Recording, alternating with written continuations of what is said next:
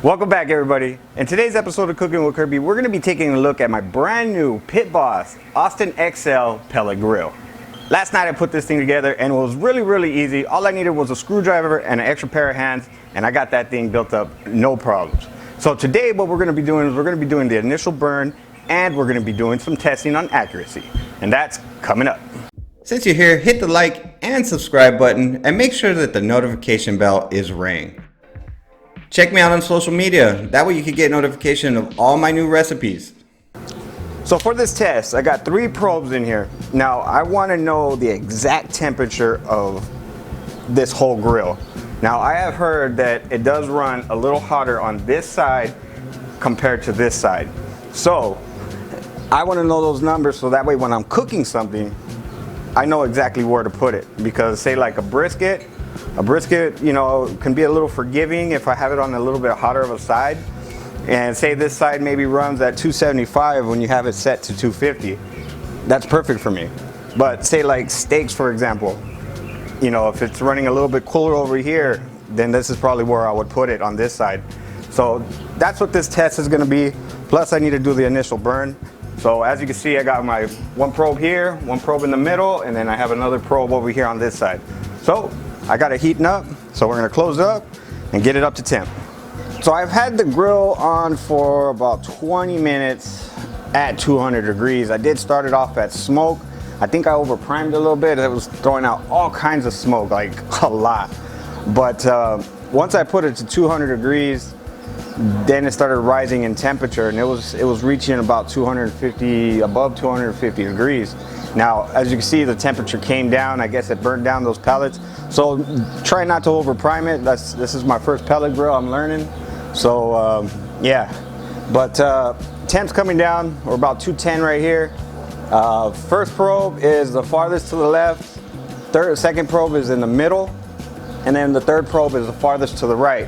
Now the middle ones, so the farthest to the right is reading about 237, middle's about 228, and the other one's closer to 200, more this way. So it seems, you know, like it does burn a little bit hotter on that side, but I'm gonna give this about 10 minutes, and then we'll kind of see from there what our settings are. So I'm gonna set a timer for 10 minutes, and I'll check back. All right, it adjusted itself pretty quick.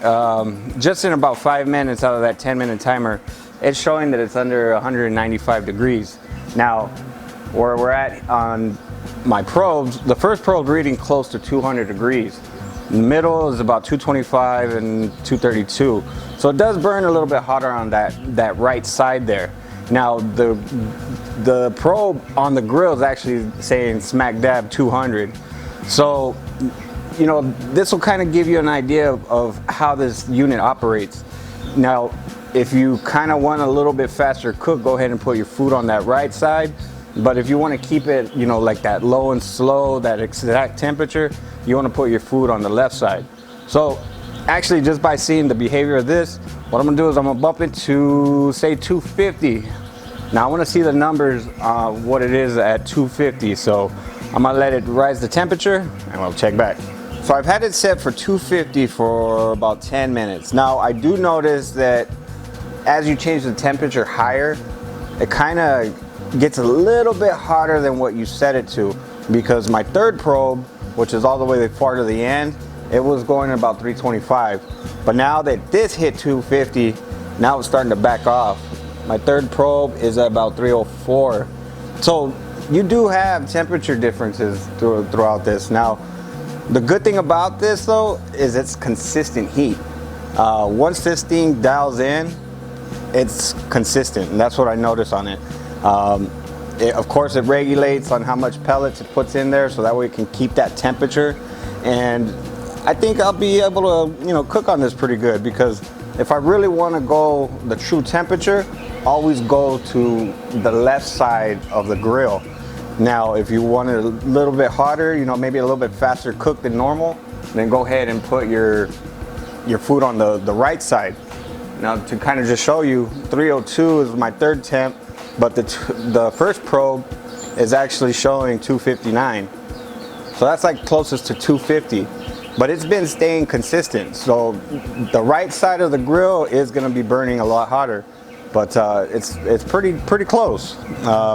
So we're going to go ahead and set this to 450 degrees, and we're going to let that burn off for about 40 minutes. So we'll go ahead and set it to 450 degrees, and we're going to do that initial burn off.